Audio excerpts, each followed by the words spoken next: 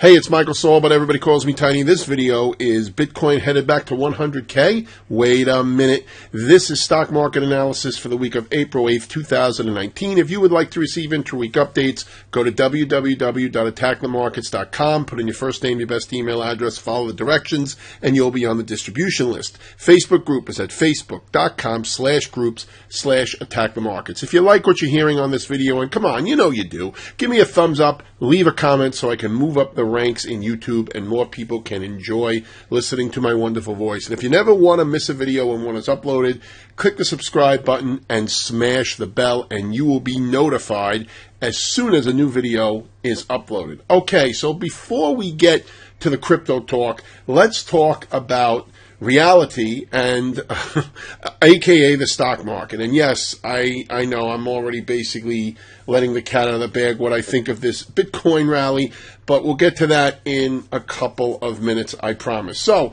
the market continued to stretch here to the upside. It's grinding, which I like, right? I've talked about this in previous videos. You can go watch any of them on my channel. And I don't like big days because those are where moves tend to end. Sometimes they'll begin if the big move comes out of a consolidation, but when we're already moving like this, yeah, we could get one more move up, a nice big candle up, but that's usually where a climax happens, right? Where selling comes in. But right now we are at resistance from this little doji right here. So we could get a pullback or a pause right here. I have been saying this for the past couple of weeks. I will continue to say it. I would like a pullback or a pause. Not a deep one, not a bear market, not a correction, just a pullback to continue the stair step higher like we're seeing, to give the buyers a chance to reload, to give the people who are late, the buyers who are late to the game, to get a chance to get in, or if they're already in, to add to it and help propel us up to new highs. I still believe we are going to new highs. Okay, this is the S&P 500.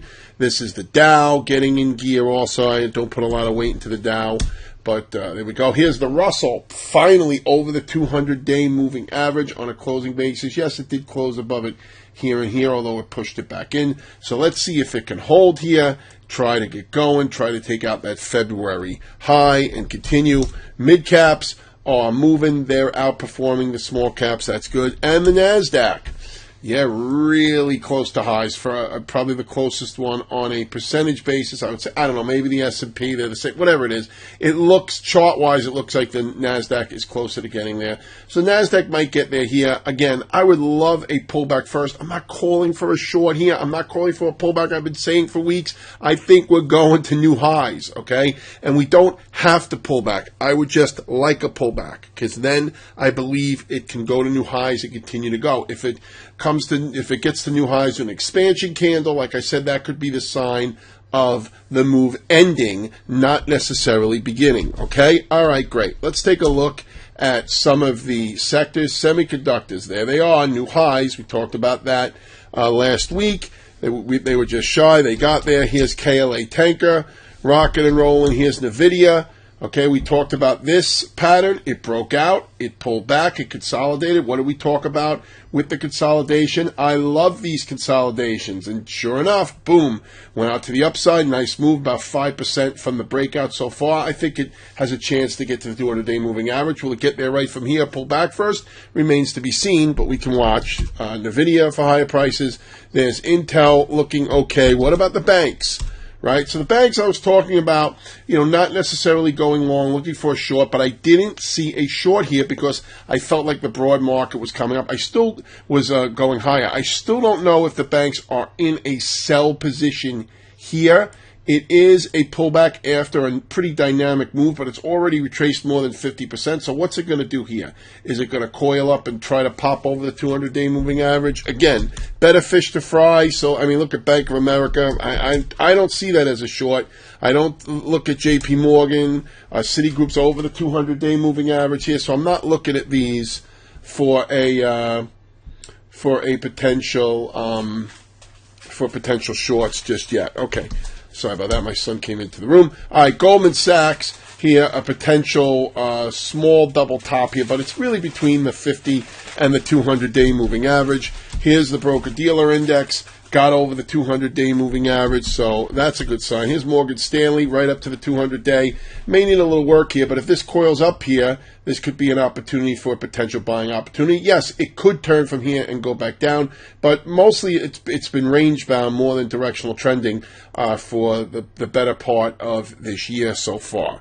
Okay? All right, let's look at the biotechs.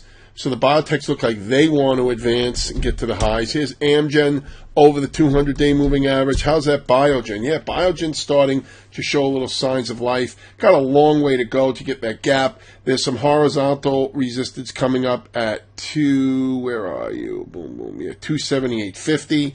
Okay, so we want to watch that as well. Let's look at some of the glamour stocks. Here's Amazon trying to make a move here. See if it could get going to the upside. Now that Jeff Bezos and Megan? I forgot. Mackenzie? I don't know. It's with an M. His wife, they tweeted about she's getting 25% instead of 50%, only worth $36 billion. So that's pretty good. And he's going to maintain the voting rights, which is, look, I'm not judging anybody. They were married 25 years. So, she obviously got a good deal, and, I'm not getting into a debate of what she deserved and who built whatever. It's a tough argument to get into, right? I mean, the laws are the law, and I guess if she could afford it, she may have gotten more, but I think she's figuring, look, what's the difference? It's all going to the kids anyway, eventually, and yeah, I could learn to be rich with $36 billion, right? I don't know. I mean, I think I could learn to be rich with $36 million. I could learn to be rich with $3.6 million. I mean, I don't know. $36 billion is a lot of money. I think it's more than what she'll ever be able to spend. That's fine. But again, I'm not arguing of what she deserves and what this. I'm glad it's an amicable. I always like reading about amicable and divorces. And hey, you know what? They're moving on. Okay, whatever. I don't know why I'm getting off on. I'm sure Jeff Bezos is not sitting there with his audience talking about my relationships and all that stuff. So I have no idea why I'm doing it with him. All right. So here's Apple coming up to the highs here, right? At let's see. So the previous March highs here. So let's see if it can break through. Alphabet, yeah. I mean, a little bit of a lower high, but it's more of a coil here than anything. Let me draw these in. Okay, we got this. Yeah, so we can watch for Alphabet here. Netflix not doing much. Tesla, I always get questions on, so I'll look at it. I'm really not interested in this stock right now. Earnings things and the delivery issues. I really don't care. I don't know what's going on with the stock. There's nothing clear here, so I'm not really interested in it. Here's Caterpillar. We're going to have to go back to Facebook, too. I forgot what Facebook said. Caterpillar and John Deere, both looking nice. John Deere looking better. Here's Zuckbook, and we talked about it being in a coil last week. It did break out of that coil to the upside. Next resistance is up here in the 188 area, so it looks like 188.22. How about bonds? So bonds pull back. That means yields are actually rose last week, but looks like an orderly pullback. Let's see if it holds the 20 EMA and turns here and continues to go higher. Here's oil, got above the 200-day moving average, so gas prices are going to continue to go up here. Lucky me and you if you drive. Right, next resistance is up here at 14.39, and then you got gold, and gold is more sloppy than anything. How about the miners? Want to look at the gold miners as well? Yeah, gold miners are looking showing a little bit better relative strength than the physical gold, but I mean, they're both sloppy as of right now. Okay, so let's recap. I believe we are going to new highs. Don't know if it's going to be right from here or with a pullback. I am not looking to get short this market. If we do pull back, I will look to stand aside and then look for a buying opportunity. I cannot be more clear than that, folks. So, yeah, could we break out here? Could we break out of this resistance? Absolutely. And go up to new highs? Absolutely, we could.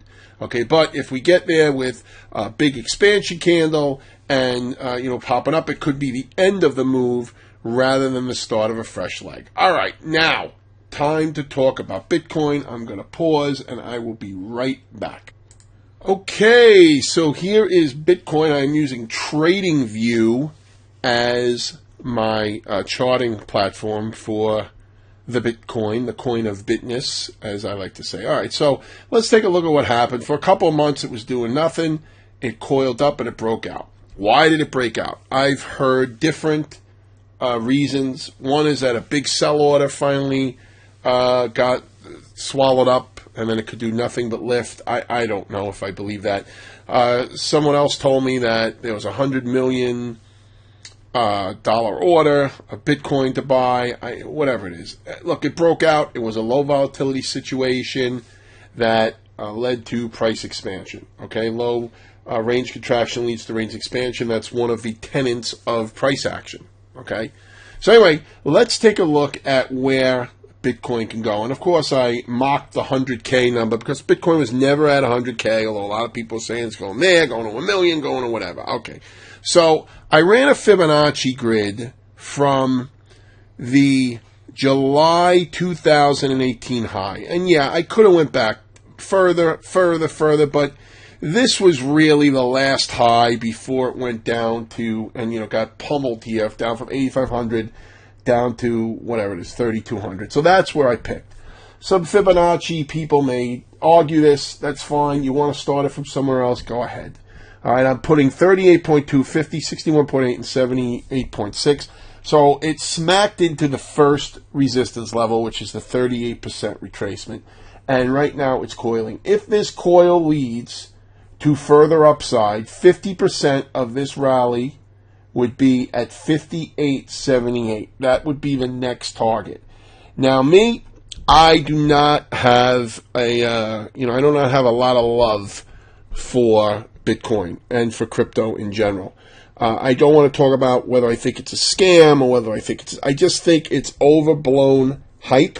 Yes, I believe in the blockchain. Yes, I understand the stories. No, I don't think it's going to cripple banking as we know it. I just don't believe that. Doesn't mean I'm right. It's just my opinion. I am entitled to an opinion just like you are entitled to your opinions, okay? But we are at resistance here. If we coil up and break through, next level is the 58.60s, and then the next level up there is just about 6,500. That's where you want to watch as next resistance points. But I would not be surprised if instead this held as resistance and it wound up turning back down. Not looking to short this here. Somebody else said that I read that the Bitcoin ETF got approved, or whatever it is, maybe that was the reason for the pop. But I also saw that the CBOE is canceling the futures on it. I don't know. I was interested in trading crypto for a while, and then I lost interest because there's just other opportunities out there, right? It's just with trading options and stocks and futures. I mean, I'm not saying that you can't make money trading crypto. I never have because I never tried it. And I was close to dipping my toe in, and it's so funny because as soon as I started talking about it, and you can watch my old videos for that with that as well. So I said, I want to give it a little bit more now that the futures are out on it, and I'm going to give it a little bit, and then I'm gonna take a stab. As soon as I said that, it's like participation started to dry up. It's amazing. It's like the rule of Tiny, right? As soon as Tiny got interested in something, it started to lose interest, right? But now maybe it's popping up again. Maybe the volatility is there. I'm not getting reinterested in this just yet. Not saying that I'm totally ruling it out, but as of right now, yeah, I want to see what we do here, and I want to do of course I want to do the analysis on it because I get a crap ton of emails talking about it, and as soon as this started happening, I started getting emails. Bitcoin, what do you think? Is this it? Is the bottom in? I don't know if the bottom's in. A short-term bottom is in, but that doesn't mean we can't turn right back and go right back into that base, okay? Sorry I can't be clearer on it, but, I mean, this is the best analysis I could do, which is throw up the chart. I really can't talk about the story and the fundamentals because I don't know it as well as I should. Questions? Tiny@attackthemarkets.com. I will talk to you in the intra-week updates or in next week's video. Don't forget to give me a like and leave a comment if you like what you heard today. Have a great trading week.